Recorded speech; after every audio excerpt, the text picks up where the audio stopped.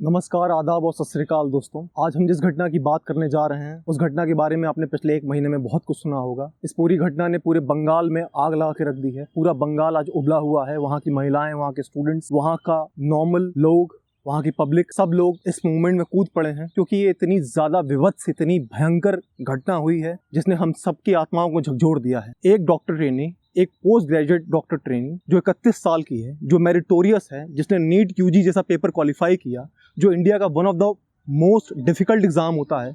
आप सब जानते हैं 25 लाख बच्चे इस पेपर को देते हैं। उसके बाद 1 लाख बस स्टूडेंट्स का इसमें सिलेक्शन होता है।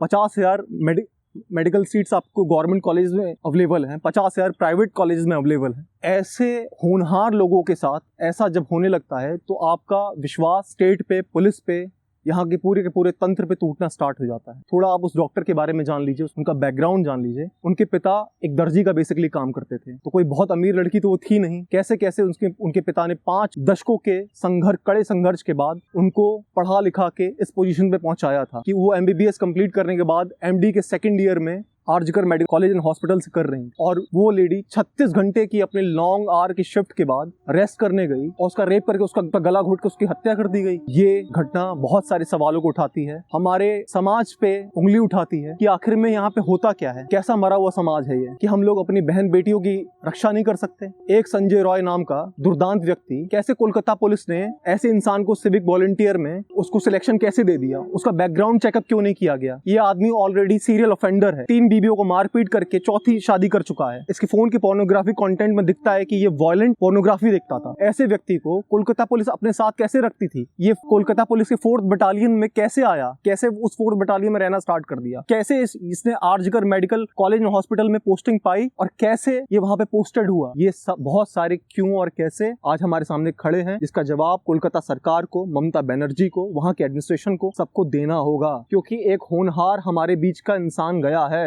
हम लोग शांत नहीं रहेंगे जब तक उस लड़की को इंसाफ नहीं दे दिया जाए और जब तक ये सारे के सारे केसेस बंद ना करे जाएं। पहले निर्भया, फिर अभया, फिर सभ्या, फिर तभ्या, फिर कभ्या। कब तक आप लोग अभ्याओं की कतार लगाते रहेंगे? कब बंद होगा आखिर ये सवाल ये देश का हर आम नागरिक, हर इंसान पूछ रहा है कि क्या कभी हमारी बहन बेटियां कहीं भी चैन से रह सकती हैं? सड़कों पे रात में तो पूरा भारत कहता है कि लड़की को रात में नहीं निकलना चाहिए। वो लड़की तो कहीं बाहर नहीं थी ना, अपने हॉस्पिटल में, अपने वर्क प्लेस में थी। वर्क प्लेस में उसके डिपार्टमेंट के अंदर घुस के उसका रेप करके उसकी हत्या कर दी जाती है। इसका जवाब कौन देगा?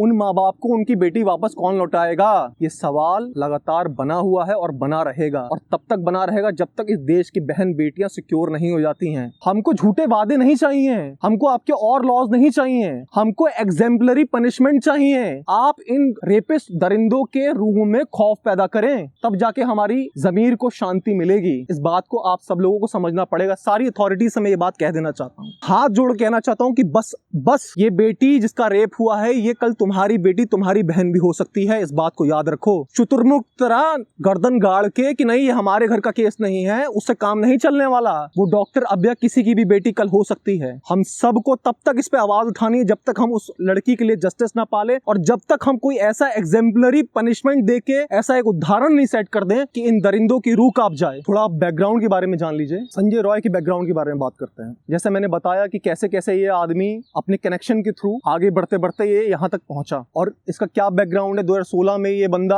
कुक का काम करता था। 2019 में इसने कोलकाता पुलिस का वॉलंटियर कॉर्प ज्वाइन किया। उसके बाद अपने कनेक्शन को इस्तेमाल करते, जैसे मैंने पहले वीडियो में कहा कि कैसे धीरे धीरे आगे बढ़ा और आर्जिकर मेडिकल कॉलेज में ये पोस्टेड हुआ और वहां पे दलाली करता था बेड दिलवाने की, कि हमको इतना पैसा दो तो हम उसको बेड दिलवाएंगे। ऐसे लोगों को आप हॉस्पिटल में रखते हैं। दूसरा मैं बात करना चाहूंगा RG Kar medical college and hospital की। ये महान संस्थान, ये कोई नई बात नहीं है। ये तो इस बहन का जब रेप हो गया तब सुनने में आ रहा है ना कि यहाँ पे अडल्ट फिल्म की शूटिंग हुआ करती थी, या पोर्नोग्राफिक कंटेंट शूट करा जाता था, या और ह्यूमन ऑर्गन की ट्रैफिकिंग करी जाती थी। लेकिन ये यहाँ पे बहुत पहले से चल रहा है। मेरे फैमिली में डॉक्टर हैं, उनसे मुझे पता चला कि बाबू ये तो बात आप लोग अब जानते हो ना, हम मेडिकल फ्रेटर्निटी के लोग सब लोग जानते हैं कि कलकत्ता बंगाल में क्या चलता है। जब किसी को कोई ऑर्गन नहीं मिलता है तो बंगाल से ऑर्गन मंगा के दूसरे चैनल से, सेकंड चैनल का मतलब समझते हैं ना आप लोग। सेकंड चैनल क्या होता है बंगाल से? ये आज की बात नहीं, ये बहुत पुरानी बात है। इस केस ने इतना हल्ला किया है जिसकी वजह से सारी बातें सबके सामने आ रही हैं, जिसकी वजह से इतना ज्यादा उबाल, इतना प्रोटेस्ट, इतना एजिटेशन उठ रहा है। 2001 में एक लड़का था सौमित्रा विश्वास नाम का, उसने यहाँ पे एलिजिडली ये कहा जा रहा था कि यहाँ पे पोर्नोग्राफिक कंटेंट शूट करा जा रहा था सोनागाची की प्रोस्टिट्यूट्स को बुला के। और इस लड़के ने जब प्रोटेस्ट किया, और वो इसलिए किया क्योंकि इसकी गर्लफ्रेंड का फेस को कट करके उस पोर्नोग्राफिक कंटेंट में पेश करके ये लोग पॉर्न वीडियोस बेच रहे थे, और जब इसने शोर किया तो इसकी हत्या कर दी गई। ये इसके माँ बाप का आरोप है। हाँ, इस देश में कभी कुछ प्रूफ कहाँ होता है, बस आरोप लगते हैं, उनकी जांच चलती है सो कॉल्ड, फिर उनको ठंडे बस्ते में डाल दिया जाता है। समझ में आ रहा है कि ये समाज कितना मरा हुआ है, कब जागेंगे, कब होश में आएंगे। ऐसे ही चलता रहेगा सब कुछ, कभी कुछ नहीं बदलने वाला। यहाँ पे पहले से ही ह्यूमन ऑर्गन की ट्रैफिकिंग की एलिगेशन है इस कॉलेज के ऊपर। ये लोग, अभी 2019 का केस है, एक 70 साल का आदमी जिसकी मृत्यु होती है हॉस्पिटल में, इसी आर्जगर कॉलेज हॉस्पिटल में उसकी मृत्यु होती है। अब ये कॉलेज अथॉरिटीज करते क्या है कि उसकी लाश को उसके बेटे को वापस उनके घर वापस भेजते हैं। और जब उनका बेटा उनकी लाश को देखता है तो पूरा का पूरा प्लास्टिक में कवर्ड होता है। वो प्लास्टिक खोलता है तो देखता है उसके पापा की आंखें ही नहीं है। और जब वो हॉस्पिटल जाके पूछता है कि तुम लोगों ने मेरे पिता की आंखों के साथ क्या किया, मेरे मरे हुए पिता की आंखों के साथ क्या किया, तो कहते हैं कि आपके पापा के चूहे खा गए, आपके पापा की आंखों को चूहे खा गए। क्या बेवकूफी की बात है ये। कितना गिरेंगे ये लोग, किस हद तक, कब ये खत्म होगा? कोई जवाब है इस बात का कि सबके सब बस शुतुरमुर्ग बन के अपनी गर्दन गाड़े रहेंगे और चुपचाप रहेंगे और कुछ नहीं करेंगे कोई भी? लास्ट एलिगेशन में लगाना चाहता हूं। अब जब ये डॉक्टर संदीप घोष 2021 में इस आर्जगर मेडिकल कॉलेज हॉस्पिटल का प्रिंसिपल बनता है, तो इस महानतम आदमी ने क्या किया कि जो सारे क्राइम्स हो रहे थे उसमें इसने अपना एक क्राइम ऐड कर दिया। अच्छा, क्या किया इसने? इस भाई साहब ने जो बायोमेडिकल वेस्ट होता है किसी भी हॉस्पिटल का, उस बायोमेडिकल वेस्ट को इसने ओपन मार्केट में बेचा। अब मैं आपको एक एग्जांपल समझाता हूं कि इसने किया क्या है। जैसे हॉस्पिटल में यूज सिरिंज होते हैं, ऑक्सीजन मास्क होते हैं, इनको रिसाइकिल करके आप ओपन मार्केट में बेच सकते हैं, या ओपन मार्केट में जाएगा रिसाइकिल करके पैकेट में डाल के आपको फिर से रीसेल करा जाए। आप और हम खरीदने जाएंगे कोई सिरिंज, हमको लगेगा अरे तो पैकेट से फाड़ के दे रहा है, ये तो नया होगा, और पता चला कि आप उसी संदीप घोष के बेचे हुए पुराने बायोमेडिकल वेस्ट की सिरिंज आप यूज कर रहे हैं। और आपको वो जब आप पुराना सिरिंज यूज करेंगे तो आपको HIV, हेपेटाइटिस, सारी की सारी बीमारियां हो सकती हैं। मतलब किस हद तक गिरेंगे ये लोग? जिस डॉक्टर को ईश्वर के समान की तुलना कर हम लोग इज्जत देते हैं, ये लोग इतना गिर गए कि पैसों के लिए ये लोग HIV किसी को भी करवा दें, हेपेटाइटिस किसी को भी करवा दें। इनकी कोई आत्मा नहीं है, इनका कोई कुछ नहीं है। बात कर ली हमने डॉक्टर अभ्या की, इस केस के मेन कल्प्रिट संजय रॉय की, उस कॉलेज के गार्जियन डॉक्टर संदीप घोष की। आज अगर मैं आप लोगों के सामने मुखातिब होने आया हूं तो उसका बस एक कारण है, ताकि हम लोग सोल्यूशन की तरफ देखें, सोल्यूशंस के बारे में सोचें और एक फाइनल सोल्यूशन लाया जाए। 2012 निर्भया, 2024 अभ्या, इसके बाद हमें कोई भी भय नहीं चाहिए इस देश में, और वो तभी रुकेगा। मेरी बात थोड़ी आपको अनकॉन्स्टिट्यूशनल लग सकती है, लेकिन एक बात बताइए, जब उत्तर प्रदेश जैसे क्राइम इन्फेस्टेड स्टेट को योगी आदित्यनाथ की बुलडोजर नीति के तहत वहां पे क्राइम खत्म किया जा सकता है, तो क्यों नहीं खत्म करा जा सकता?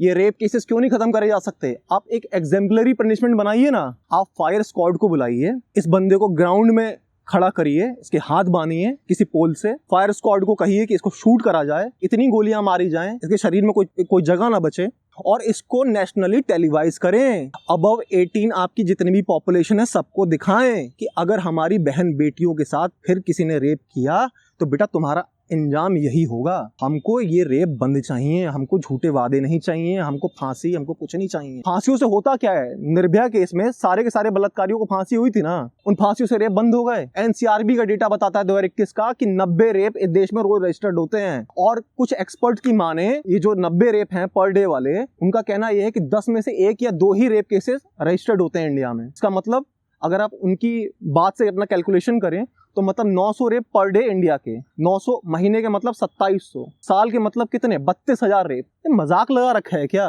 यहाँ पे दुर्गा जी की नाम पे आप लोग पूजा करते हैं, लड़कियों औरतों को भगवान मानते हैं, नवरात्र आ रहे हैं, कन्याओं का पैर छूते हैं, इसलिए ताकि हमारे समाज की बहन बेटी के साथ ऐसा घिनौना रेप हो सके। अरे क्या हम लोगों में एकदम शर्म मर गई है? हमारा पुरुषार्थ खत्म हो गया है, हम लोग कुछ नहीं कर सकते, हम लोग निष्क्रिय हैं। आप फोर्स करिए गवर्नमेंट को, आप अपनी आवाज उठाइए, आप अपनी आवाज उठाएंगे तो आपकी बहन बेटियां, ये समाज की बहन बेटियां बचेंगी। नहीं उठाइएगा तो ये जो इंसेक्ट लाइक एग्जिस्टेंस है समाज का, वो लगातार बना रहेगा और यहाँ कुछ नहीं बदलेगा। हमको एक बेहतर समाज चाहिए ना, हम लोग के एस्पिरेशंस है ना, आज जो जेनजी हैं या फिर नई जनरेशन है वो चाहती है ना कि हमारी कंट्री सुपर पावर बने। तो भाई साहब, सुपर पावर तो हम बनने से पहले एक ह्यूमन पावर बन जाओ, इंसान बन जाओ, ऐसा ना हो कि तुम्हारे देश में, जैसे अभी एक आध महीने पहले सुनने में आया था झारखंड में कि 2 स्पेनिश ट्रैवलर्स आए थे, उनका रेप कर दिया आप लोगों ने। ऐसे ऐसे आप लोगों का ब्रांड इंडिया चमकेगा?